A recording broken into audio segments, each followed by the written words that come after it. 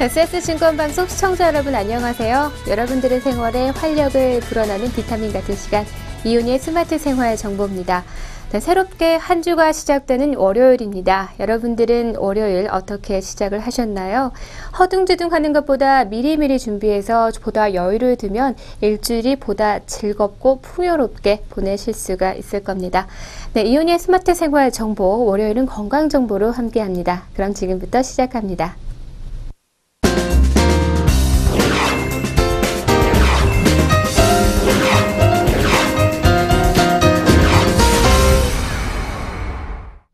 네, 기초 대사량이란 무엇일까요?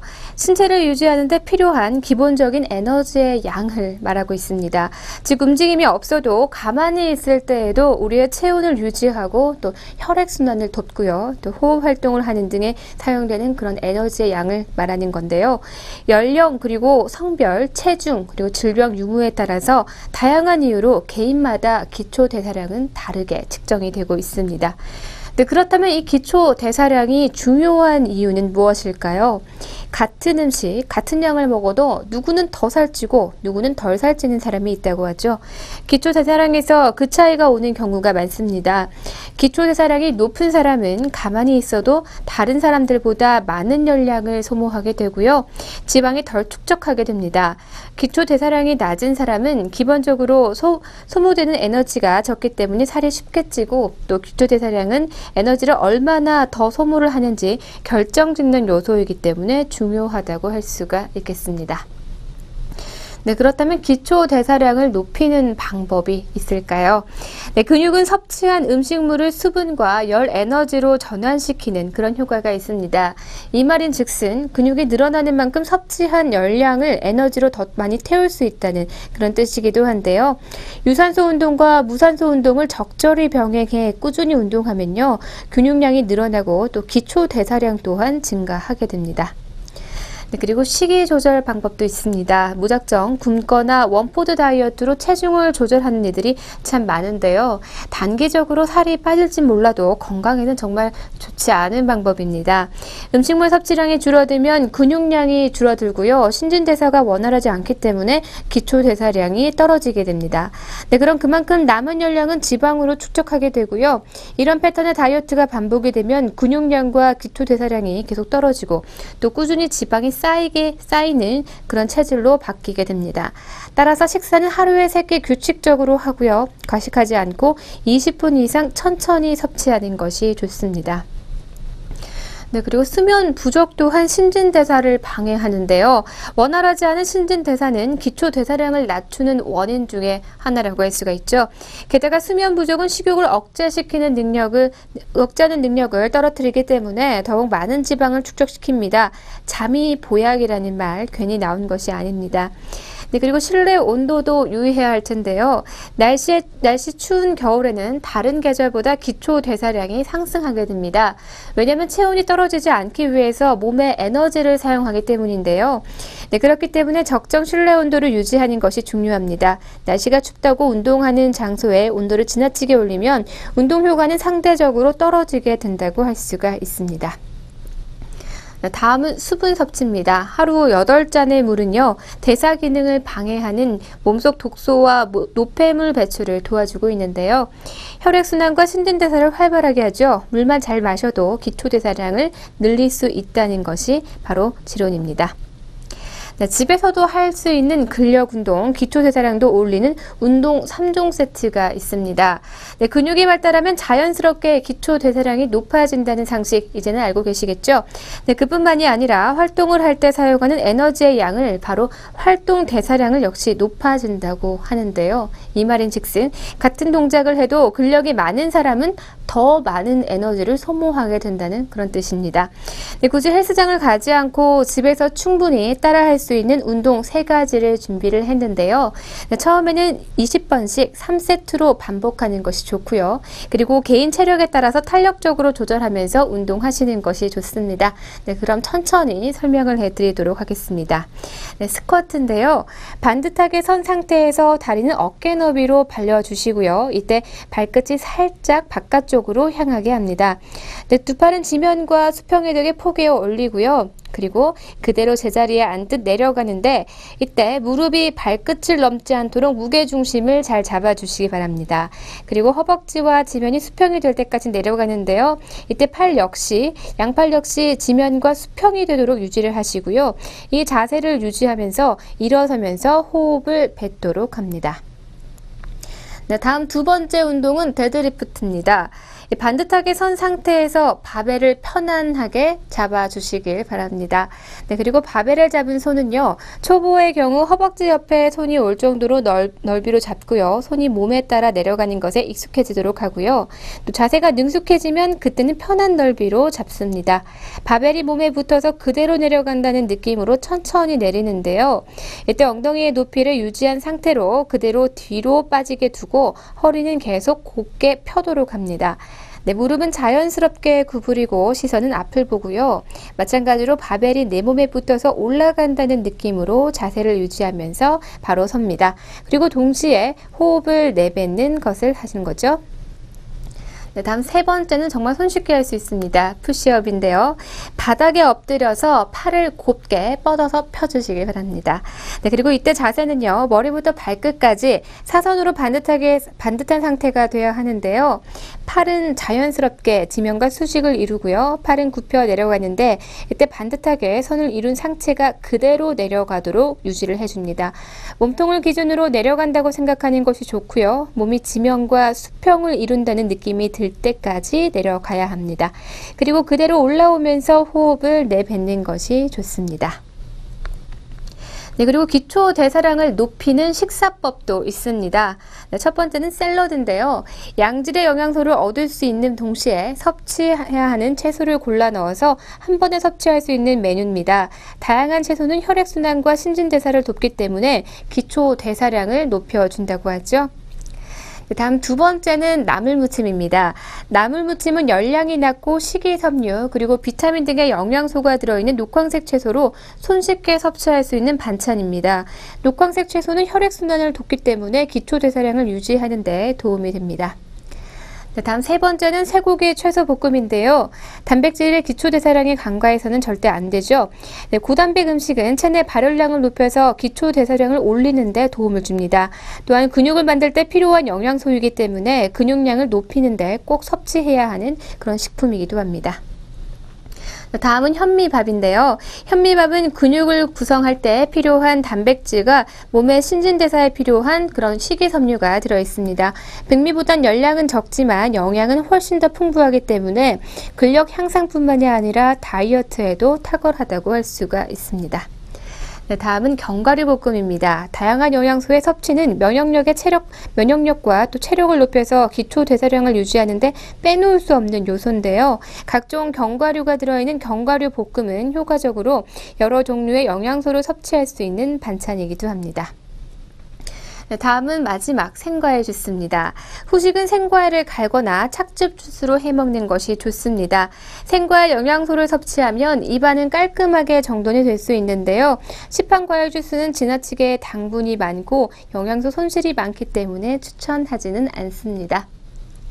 네, 지금까지 여러분들의 기초 대사량에 대해서 알아보고 기초 대사량을 높이는 방법에 대해서 알려드렸습니다.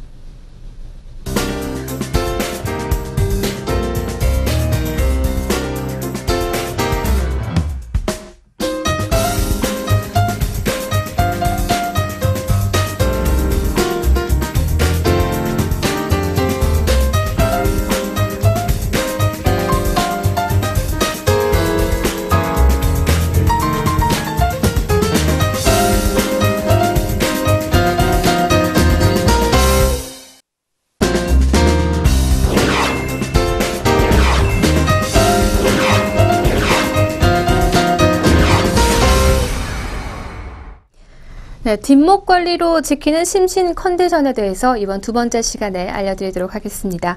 네, 뒷목은요, 목 뒤쪽의 전반을 지칭하는 경상남도 방언입니다. 하지만 실상 신체 부위를 지칭할 때 주로 관용적인 표현에 쓰이고는 하는데요. 너희 아버지 또 뒷목 잡고 쓰러지는 꼴 보려고 그러니? 너희 이번 신입 진짜 뒷목 잡게 만드는 스타일이던데? 네, 당신이 야근 중에 을에 주무르는 부위도 뒷목이고요. 상사의 푸닥거릴 후에 뒷골 당긴다라고 지칭하는 곳도 뒷목입니다. 목의 상태나 극도의 스트레스를 설명하는 부위가 머리나 심장 같은 부위도 아니고 왜 하필 목의 뒤편일까요? 경추신경의 또 순환의 밸브라고 할 수 있는 것이 뒷목입니다. 동서양을 아울러서 수많은 의학 분야에서 뒷목, 그러니까 목뼈의 신체의 주요한 부위를 다루고 있습니다. 네, 수기 치료를 다루는 학문 분야인 카이로프랙틱에서도 마찬가지인데요. 카이로프랙터들은 뒷목을 신경의 통로라고 설명을 하고 있습니다. 신경다발은 목을 지나 모든 장기와 기관에 뻗어 있습니다. 몸이 몸 전체에 퍼지는 신경의 밸브 역할을 하기 때문에 목의 이상은 그 주변뿐만이 아니라 근골격계, 신경계, 소화계, 순환계 등 다양한 기능에 영향을 미칠 수 있다고 합니다. 몸의 기능이 원활하지 못할 때는 자연스럽게 뒷목을 잡게 되는 이유라는 것입니다. 네, 그렇다면 어떻게 해야 할까요? 눌리면 풀린다고 하는데요. 문제는 사람들의 목 건강은 점점 악화되고 있습니다. 그 이유는 컴퓨터, 휴대폰, 그리고 TV, 운동 부족과 스트레스 때문이라고 할 수가 있습니다. 앞서 말했듯이 목 건강은 망가지면 다른 기능 또한 함께 저하가 될 수 있는데요. 항상 바르게 자세를 유지를 하고요. 또 옆에 봤을 때 콧구멍이 어깨 재봉선 일직선에 오도록 하는 것이 좋습니다. 네, 고개를 앞으로 빼거나 뒤로 젖힌 채 오래 두는 것은 좋지 않는데요. 너무 어렵게 생각하실 필요는 없습니다. 수시로 뒷목 마사지라도 해주는 것이 좋은데요. 카이로프랙틱 요법은 자격증이 없는 비전문가가 지도하면 자칫 위험할 수도 있다고 합니다. 하지만 심각한 상태가 아니라면 뼈를 건드리지 않고 근육을 주물러서 자극하는 정도로 회복을 기대할 수가 있다고 합니다. 네, 맨손의 의술이라고 하는 카이로프랙틱인데요. 약품이나 수술에 의존하지 않고 신체 교정으로 질환을 치료하는 그런 학문 중에 하나라고 할 수가 있습니다. 인체 전체의 균형을 이해하고 치료 예방, 유지에 대해서 연구를 하는데요. 세계보건기구 WHO와 세계 90개국 법에서 의학 분야로 또 인정을 하고 있습니다. 마이클 조던과 무하마드 알리, 타이거 우즈 등 유수의 스포츠 선수들이 주기적으로 치료를 받았다고 하는데요. 국내에서는 아직 의학 분야로 인정하지 않고 있습니다. 바로 우리의 손이 약손일 수가 있는 것인데요. 업무 중에도 몇 번이고 뒷목을 쓰다듬곤 하지 않으신가요? 네, 그럼 이제는 좀 더 체계적으로 주물러 주시는 것이 좋습니다. 직장인들은 대표적 고통 5가지를 준비해서 어디서든 틈틈이 할 수 있는 그런 목 관리법을 준비를 했습니다. 첫 번째는요, 머리가 지끈지끈할 텐데요. 귀 뒤에 딱딱한 뼈와 턱뼈가 만나는 오목한 부위점을 찾아주시기 바랍니다. 두 손의 중지 끝으로 지그시 눌러주는데요. 1분 동안 지속한 후에 다시 돌아오는 것입니다. 그다음 두 번째, 소화가 잘 안 될 때는요, 뒷머리에 머리카락이 끝나는 지점을 손가락으로 자극해 주는 건데요. 바깥쪽에서 안쪽까지 14개의 점으로 등분을 하고요. 바깥쪽부터 안쪽으로 3초씩 작은 원을 그리듯이 돌려서 마사지를 하면 됩니다. 네, 그리고 세 번째, 목이 뻐근할 때, 이럴 때는 머리를 옆으로 돌렸을 때 튀어나오는 목 뒤쪽에 쇄골 중앙까지 뻗어 있는 근육의 맨 위쪽을 마사지해 주시기 바랍니다. 5초 동안 원을 그리듯이 마사지한 후에 맨 밑쪽도 동일한 방법으로 마사지를 해주시면 됩니다. 다음 네 번째, 지치고 으슬으슬할 때는 어떻게 하는 것이 좋을까요? 오른손의 엄지를 제외한 4개의 손가락이 뒷목을 감싸주고 앞으로 가슴 쪽까지 쓸어 내리도록 합니다. 5회 반복한 후 다른 손으로 바꿔주는데요. 손을 교차해보고 더 편한 방법으로 하시면 됩니다. 네, 그럼 다섯 번째, 자꾸 혈압이 오를 때는 어떻게 해야 할까요? 목에 힘을 뺀 상태에서 목을 한쪽으로 돌리고 2, 3초간 머뭅니다. 손으로 지그시 눌러서 완전히 끝까지 돌린 다음에 2, 3초 더 머문 후에 돌아오도록 하는데요. 양쪽 번갈아서 해주시는 것이 좋습니다. 네, 조지 테스트로 먼저 목 건강의 상태를 시험할 수가 있다고 하는데요. 얼굴 한쪽 끝을 최대한 돌린 후에 10초 세우고 정면으로 돌아옵니다. 양쪽으로 한 번씩 해보면 되는데요. 숨이 가쁘거나 경미한 현기증이 있다면 마사지보다 전문가의 상담이 필요할 정도의 문제가 있는 것으로 판단을 할 수가 있다고 합니다. 네, 지금까지 목으로 우리의 컨디션을 조절할 수 있는 방법에 대해서 알려드렸습니다.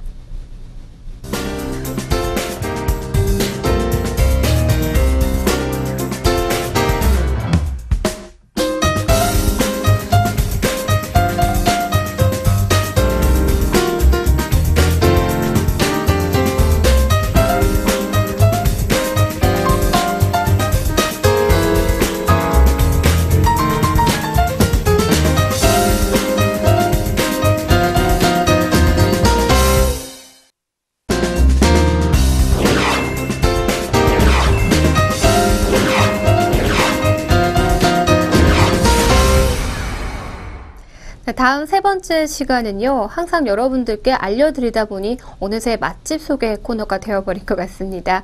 네, 우리 동네 맛집에 대해서 알려드리도록 할 텐데요. 따뜻한 인심과 정성을 담은 우리 동네 소박한 그런 맛집을 찾아보도록 하겠습니다. 먼저 첫 번째 소개해드릴 곳은 서울 해화동에 있는 해화칼국수입니다. 네, 해화칼국수는 38년 동안 오로지 이 칼국수로 명맥을 이어온 해화동의 터줏대감인데요. 해화 로터리에는 해화파출소 골목으로 올라가면 허름한 간판이 걸린 식당이 나옵니다. 문을 열고 들어가면 작은 방 3개가 있는데요. 사람들이 다닥다닥 붙어 앉아서 식사하고 있는 모습이 매우 정겹게 보이는 곳이죠. 대표 메뉴인 칼국수는 맑은 장국에 국수와 애호박만 넣고 끓여서 담백하고 또 깔끔한 맛이 특징입니다. 그래서 기호에 따라서 양념장을 넣어서 양을 조절해서 먹을 수가 있고요. 반찬은 배추김치와 부추김치가 함께 나오는데 매끈한 면 위에 얹어 먹으면 정말 금상첨화라고 할 수가 있습니다. 네, 이 밖에도 녹두빈대떡과 문어 숙회, 생선튀김과 바싹불고기도 국수에 곁들여 먹기에 좋은 반찬입니다. 네, 다음 두 번째는 대전에 있는 솔밭무집입니다. 네, 대전 구죽에는 참나무가 많아서 묵마을이 생겨났고요. 묵밥이 이 지역의 향토 음식으로 자리를 잡았다고 합니다. 묵마을의 묵밥은 굵게 채 썬 도토리묵을 간장 양념장으로 조물조물 묻혀서 그릇에 담고 육수를 부은 다음에 잘게 썬 배추김치와 삭힌 고추를 얹고요. 구운 김과 통깨를 올려 먹는 그런 음식입니다. 네, 솔밭묵집은 묵밥은 따뜻한 국물과 향긋한 묵이 어우러져서 그 맛이 일품이라는 것인데요. 보리밥을 곁들여서 먹으면 고소함까지 더해진다고 합니다. 그리고 쫄깃한 식감을 좋아하는 묵전도 같이 먹어보시기를 추천해 드리는데요. 솔밭으로 둘러싸인 솔밭묵집은 여름이면 평상에서 주변의 자연을 만끽하면서 이 대전만의 향토 음식을 맛볼 수 있는 곳이라고 합니다. 그래서 소박하지만 대전 맛집의 필수 코스 중에 하나로 손꼽히는 곳이라고 합니다.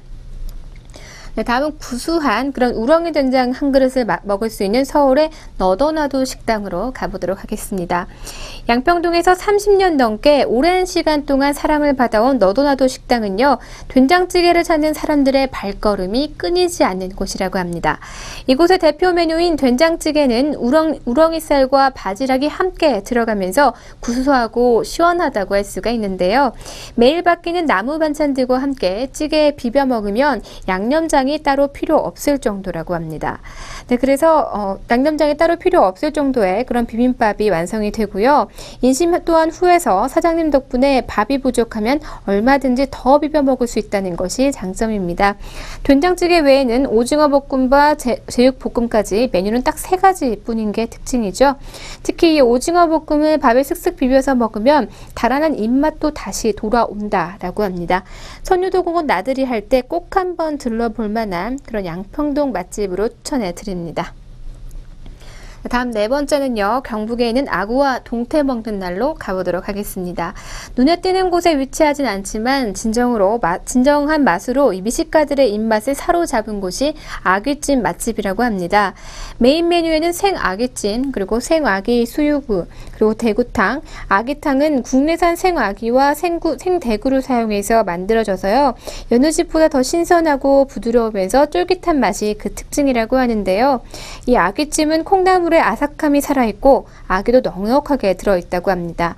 메인 요리로 찜을 먹고 난 뒤에 대구탕을 함께 먹으면 좋은데요. 국물이 시원해서 자꾸만 손이 가고요. 밑반찬 또한 눈이 휘둥그레질 만큼 고기 반찬, 또 꽁치조림, 나물, 달걀찜, 버섯조림 등이 푸짐하게 있다고 합니다. 양도 넉넉하고 정성스럽기 때문에 꼭 엄마가 해주는 반찬과 같다고 하는데요. 칼칼하고 시원한 요리가 생각날 때 늘 찾게 되는 그런 맛집이라고 합니다. 네, 지금까지 우리 동네 맛집에 대해서 알려드렸는데요. 벌써부터 군침이 고이기 시작합니다. 네, 이번 주말에 나들이 계획으로 계획 세워보시는 건 어떨까 하네요.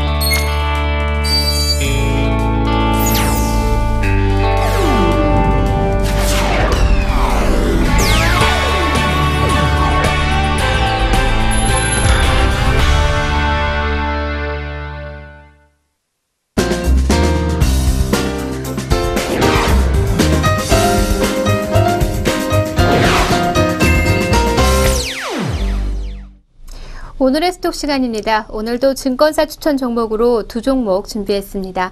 네, 첫 번째 종목은 신한금융투자에서 추천한 파트론입니다. 갤럭시 S6의 수혜로 카메라 모듈 관련 매출이 2014년 대비 40% 이상 성장할 것으로 전망이 되고 있고요.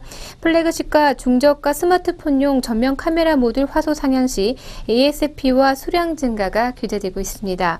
동사는 휴대폰과 이동통신 시스템에 채용되는 핵심 부품을 제조, 판매하고 있는 그런 기업인데요.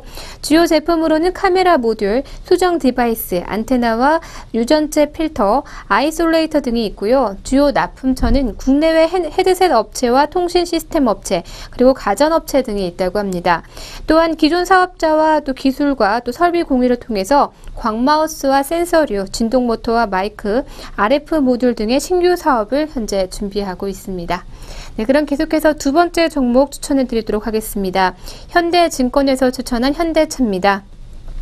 1분기 판매는 부진할 것으로 예상이 되지만요. 우호적인 환율 효과와 함께 i30와 i40 부분의 변경 모델과 동사의 인기 모델인 투싼 신차의 출시에 따른 모멘텀이 기대가 되고 있습니다. 미국의 재고 증가와 국내 시장의 MS 하락 등 부정적인 이슈들은 주가에 기반영된 것으로 판단이 되고 있고요. 2분기 성수기 진입과 함께 현재 저평가에서 탈피될 전망입니다. 네, 동사는 글로벌 완성차 업체로 자동차와 또 자동차 부품을 제조하고 판매, 또 차량 정비 등의 사업을 운영하고 있습니다. 네, 현재 차량 부문의 매출이 86%, 차량 할부 금융 및 또 결제, 대행 업무 등의 사업을 운영하는 금융 부문의 매출이 9%, 철도 차량 제조와 기타 매출액이 5%를 차지하고 있고요.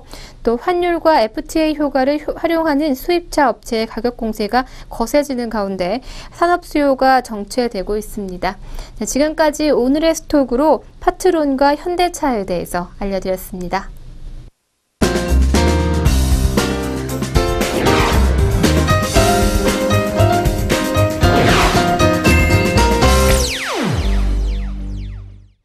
여러분들에게 즐거움과 감동 그리고 재미를 드리는 시간이죠. 오늘의 펀앤필입니다. 네, 누군가에게 조언할 때 조심하라고 하기도 하고 조언은 섣불리 하지 말라라는 말을 합니다. 하지만 우리는 생활하다 보면 서로 대화를 나누다 보면 조언을 하게 되는데요. 오늘은 그래서 가슴에 와닿는 그런 조언들로 준비했습니다. 함께 감상하시죠.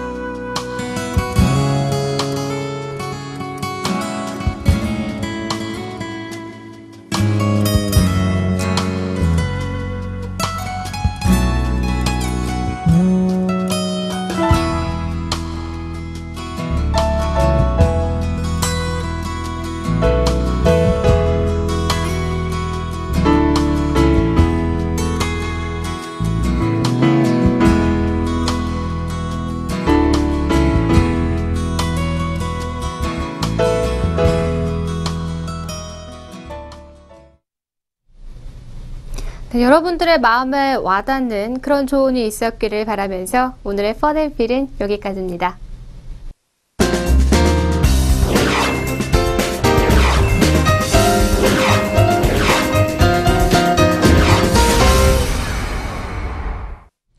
오후 시간이 되면 입이 심심한 그런 시간인데요. 그래서 더러 간식을 먹게 되기도 합니다. 오늘 기초대사량에 대해서 말씀을 드렸듯이 우리가 자꾸만 열량이 높은 것을 먹게 되면 우리의 살에도 지방이 축적된다는 거 기억해 두시기 바랍니다. 차라리 입이 심심할 때는요, 동료들과 함께 또 옆에 있는 사람들과 함께 즐거운 대화로 배를 불리시길 바랍니다. 네, 제가 오늘 준비한 내용은 여기까지고요. 저는 내일 이 시간 더욱 알차고 즐거운 내용으로 여러분과 함께 하도록 하겠습니다. 시청해 주신 여러분 고맙습니다.